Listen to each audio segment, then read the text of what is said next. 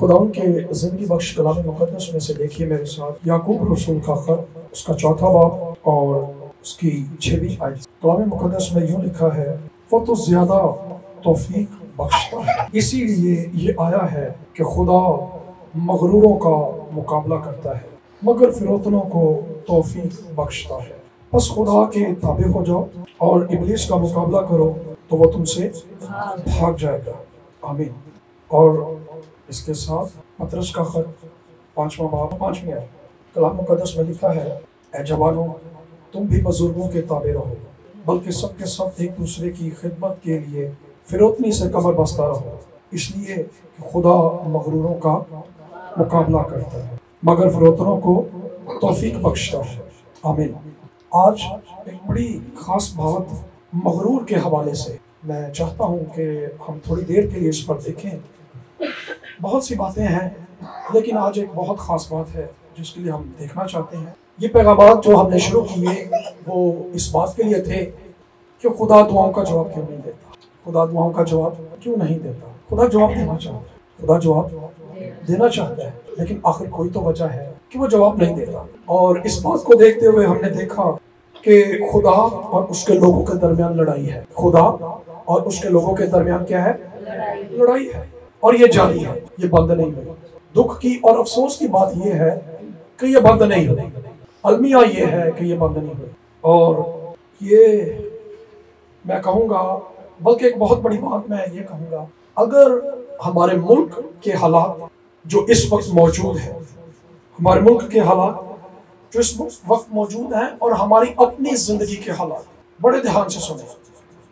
हमारे मुल्क के हालात और दूसरी बात हमारे अपने शख्सी, हर बंदे की बात कर रहा हूँ जो है, इसके नीचे जाने की वजह जो है, मैं इसको आपके लिए पढ़ना चाहूँगा। अमसाल की किताब में से 28वां बाब है। मुल्क की खताकारी के सबब से हाकिम बहुत से हैं। मुल्क की खताकारी के सबब से हाकिम बहुत से हैं। और आगे लिखा है, लेकिन साहिब इल्म व फहम से इंतजाम बहाल रहेगा। आमीन। आज इस मुल्क के जो हालात हैं, हम किसी दूसरे के ऊपर जो है बड़े आराम से इल्जाम दे देते हैं। हाँ उसने ये किया है, हाँ उसने करप्शन की है, उसने करप्शन की है। अगर जुल्म की बात हो, हाँ वो बड़ा जालिम है, हाँ वो बड़ा जालिम है। अगर बेइंसाफी की बात हो, करप्शन की बात हो, तो हम कहते हैं कि उसने करप्शन की है। अगर जुल्म की बात हो तो हम कहते हैं वो शख्स बड़ा जालिम है। अगर बेइंसाफी की बात हो तो हम कहते हैं वो बड़ा बेइंसाफ है। हमें जो दिखाई देता है वो सामने वाला बंदा, हमें जो दिखाई देता है वो सामने वाला बंदा दिखाई देता है, लेकिन हम अपने मामला में क्या देखते हैं कि हम मासूम हैं, हम मासूम हैं और हमारा कोई लेना देना नहीं, हमारा इस मामले के अंदर बिल्कुल भी जरा सा हाथ नहीं। और अगर हमसे पूछा जाए तो हम खुद को बड़ा बेगुनाह इस तरह से बयान करेंगे कि इनके ऊपर हमने कभी किसी को दुख नहीं दिया, कभी किसी को। लेकिन ये मगरूर होने की और अना की, मैं कहूंगा इससे बड़ी क्या मिसाल होगी कि हम मानने को तैयार ही नहीं कि हमारा भी इसमें हिस्सा है, हम भी इसके हिस्सेदार हैं। कलाम में लिखा है वाज़िह तौर पर कि मुल्क की खताकारी के सबब से मुल्क के सब लोग करप्ट हैं। कोई ये कह सकता है हाँ मैं नहीं हूं, मैंने कभी किसी को दुख नहीं दिया, मैंने किसी का कभी ना हक नहीं लिया, कभी किसी पर जुल्म नहीं किया। लेकिन क्या इतना काफी है? यहां पर क्या लिखा है? खुदावंद ने फरमाया, मत्ती की इंजील 5वां बाब उसकी 21वीं आयत, तुम सुन चुके हो कि अगलों से कहा गया था कि खून ना करना, और जो कोई खून करेगा वो अदालत की सजा के लायक होगा। खून करने वाला क्या है? इस मुल्क के अंदर खून खराबा बेतहाशा है। बेवाओं का कत्ल किया जाता है, यतीमों का कत्ल किया जाता है, वो बच्चे जो भी पैदा हुए उनको मार दिया जाता है, मां के पेट के अंदर बच्चों को मार दिया जाता है। खून खराबा तो है, लेकिन इससे बड़ी बात आगे क्या लिखा है? लेकिन मैं तुमसे कहता हूं ये कहता हूं, जो कोई अपने भाई पर गुस्से होगा वो अदालत की सजा के लायक होगा, और जो कोई अपने भाई को पागल कहेगा वो सदरे अदालत की सजा के लायक होगा, और जो उसको अहमक आग के जहन्नुम का सजावार होगा। ये चीजें हमें दिखाई नहीं देती। हमें करप्शन तो नजर आती है, हमें बेइंसाफी तो नजर आती है, हमें लोगों का जुल्म तो नजर आता है, लेकिन हमें यह नजर नहीं आता कि हम बात बात में ए बड़ा पागल है, इन्हें अकल ही नहीं, ऐ तो बड़ा बेवकूफ है। क्या यह गुनाह छोटा है? ये मेरी और आपकी नजर में छोटा गुनाह हो सकता है, लेकिन खुदावंद की नजर में हरगिज़ नहीं। ये गुनाह है और ऐसा बड़ा कि मुल्क की खताकारी के अंदर ये शामिल हो गया है। हमने अपना रोल अदा कर दिया, प्ले कर दिया, और हम कहते हैं कि हम गुनाहगार नहीं, हमारा कोई हिस्सा नहीं। आगे क्या लिखा है? आगे लिखा है, बस अगर कुर्बानगाह पर अपनी नजर गुजरानता हो और वहां तुझे याद आए कि मेरे भाई को मुझसे कुछ शिकायत है, मेरे भाई को मुझसे कुछ शिकायत है, तो वही कुर्बानगाह पर गाह के आगे अपनी नजर छोड़ दे। कुर्बानी चढ़ाने की कोई जरूरत नहीं, इबादत की कोई जरूरत नहीं, झुकने की, सिजदा करने की, हदिये नजरानों की किसी चीज की जरूरत नहीं। छोड़ दे, इससे कुछ फायदा नहीं होगा, इससे कुछ फायदा नहीं होगा। फायदा किससे होगा? आगे लिखा है, और जाकर पहले अपने भाई से मिलाप कर। मिलाप ना करना ये मुल्क की खताकारी में शामिल है। हम खताकार लोग, जिनाकार लोग, बदकार लोगों के अंदर शामिल हैं। अगर भाई से, बहन से, मां से, बाप से, बीवी से, शौहर से, किसी से हमारा लड़ाई झगड़ा और नाराजगी आज के दिन तक है, तो हम दूसरों को मुजरिम समझते हैं। क्या ये हमारा गुनाह इसमें शामिल नहीं? ये हमारे लिए हल्की सी बात है। वो नहीं यार, ठीक है, अपने मतलब ना बुलाओ, सलाम करो, जो जवाब देने दे ठीक है, नहीं देने दे कोई गल, हल्की सी बात मालूम होती है। लेकिन खुदावंद की नजर में आप देखें, खून से ज्यादा ये बातें अहम है। और ये घमंड की, ये मगरूर होने की एक बहुत बड़ी आला मिसाल है कि कोई शख्स अपने आप को खुदा के सामने झुकाना ही नहीं चाहता, इस बात को मानना ही नहीं चाहता कि मैं भी शामिल हूं, मैं भी शामिल हूं। क्यों?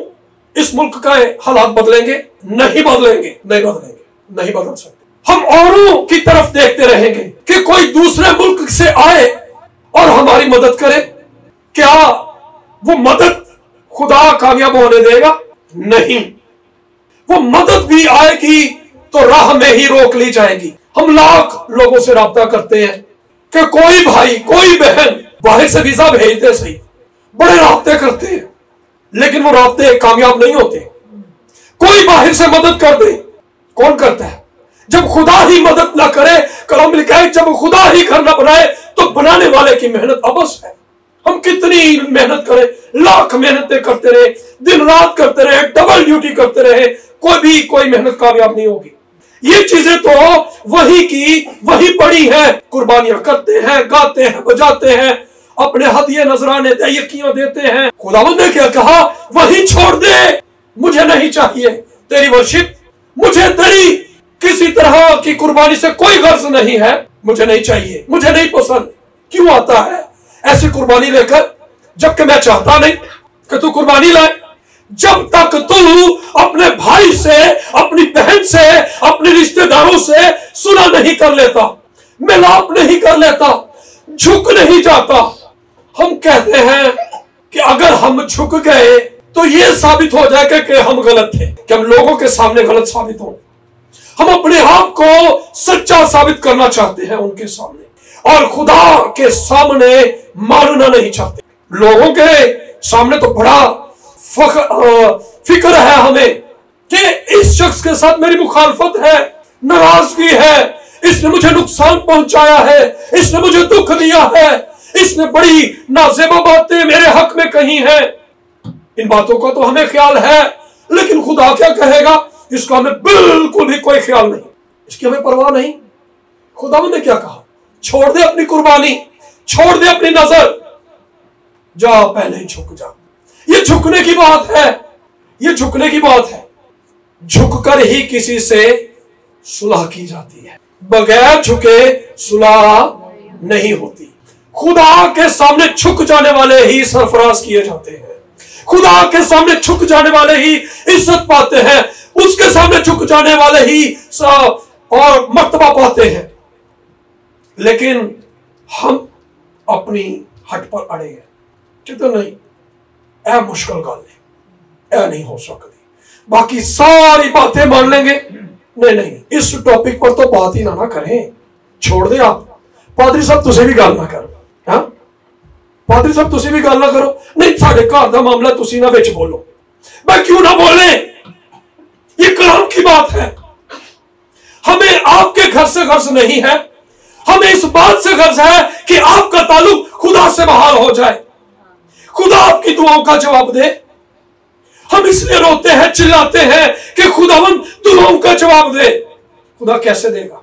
हमें इसलिए गर्ज है कि खुदा आपकी जिंदगी के अंदर काम करना शुरू कर दे, वरना पर्सनली हमें बिल्कुल भी इसका इंटरेस्ट नहीं है। कौन अपना वक्त जाया करना चाहता है? क्या हर शख्स अपनी ही खुशी का तालिब नहीं है? क्या कोई आराम नहीं चाहता? कितना किसी के पास वक्त है कि किसी की कोई सर दर्द ले, कहते नहीं है बंदा ना साढ़े घर दे मामले दे विच लग पड़ाता है। नो, पादरी साहब जिहड़े ना ऐ करदे, नो, बारहा मेरे ऊपर इन बातों का इल्जाम लगाया गया, लेकिन मैं खुदा के सामने इस बात के लिए खड़ा हूं। इस मामले में मैं बिल्कुल साफ हूं। लोगों को यह लगता होगा, लेकिन खुदा जानता है कि मैं किस हद तक किसी मामला के अंदर इंटरफेयर करता हूं। मुझे और आपको किस लिए इंटरफेयर करनी है?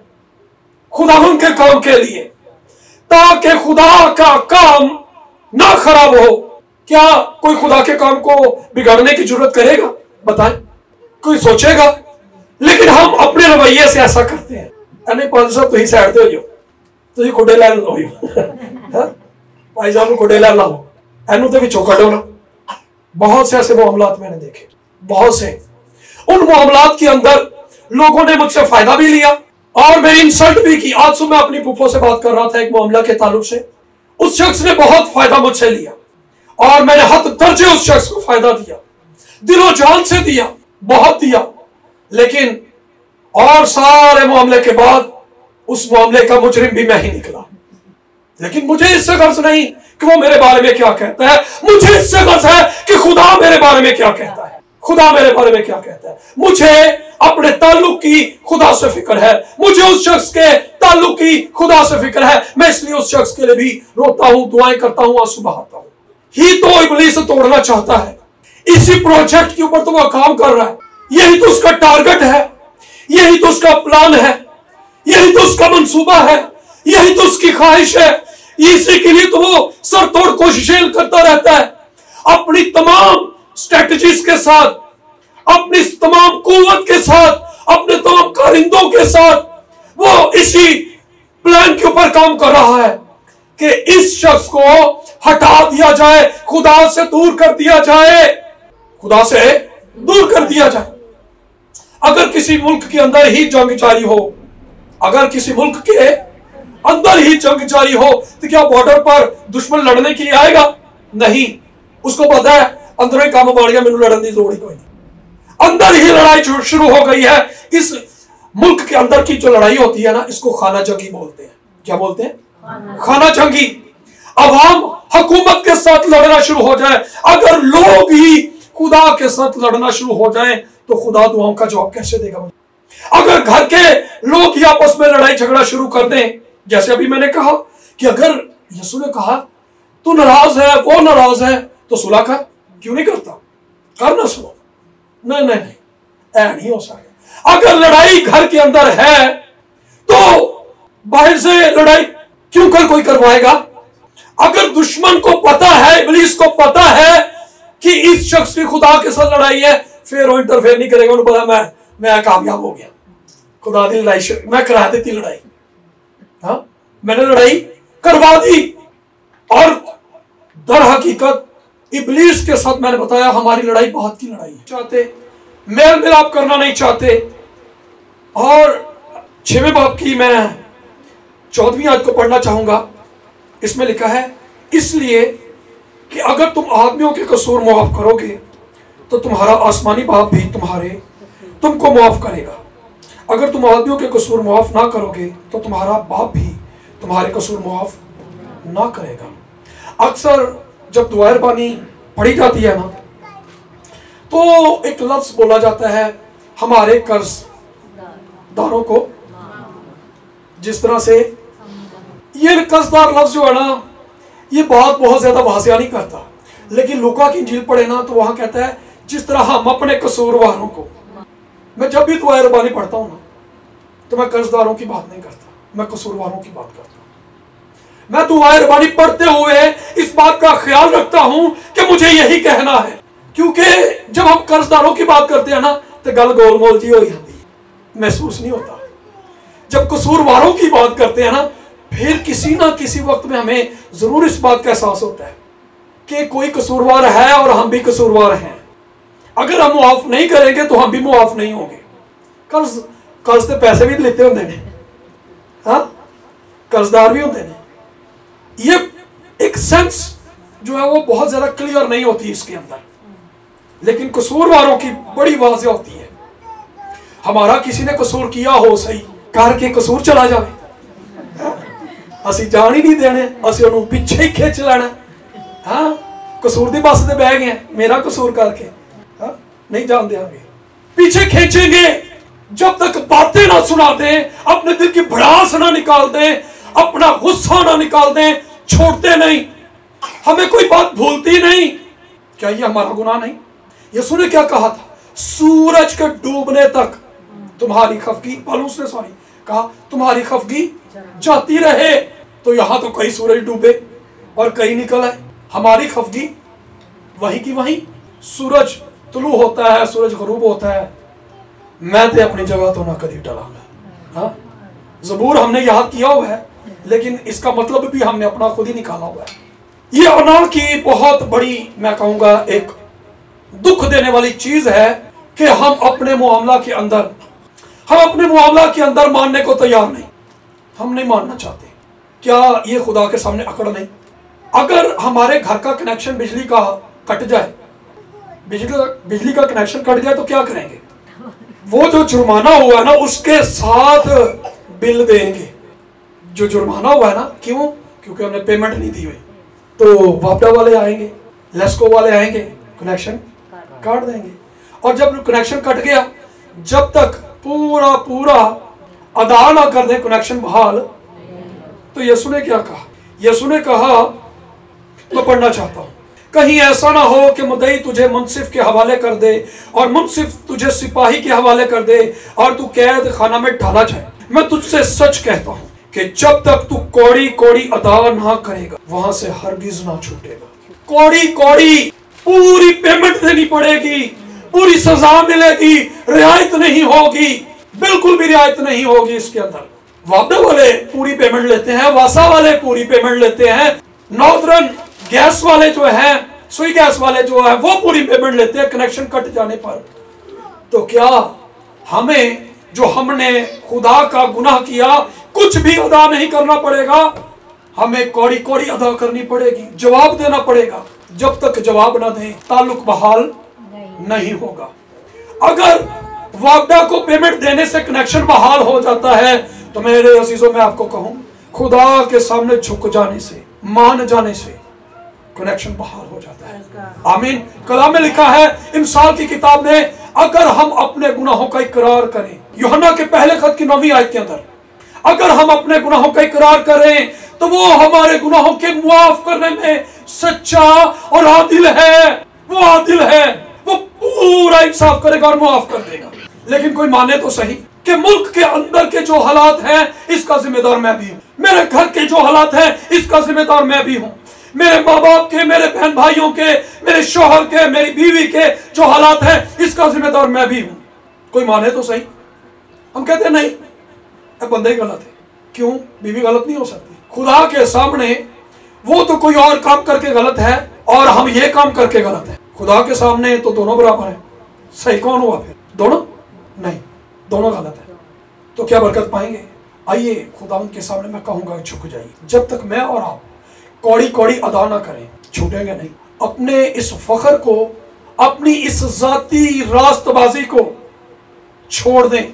खुदा के सामने छोड़ दें। खुदावंद ने कहा है जब वो उसने मिलाप कर लिया हमसे, तो हमसे मिलाप क्यों नहीं होता, हमसे मिलाप क्यों नहीं होता। आइए सरों को झुकाइए।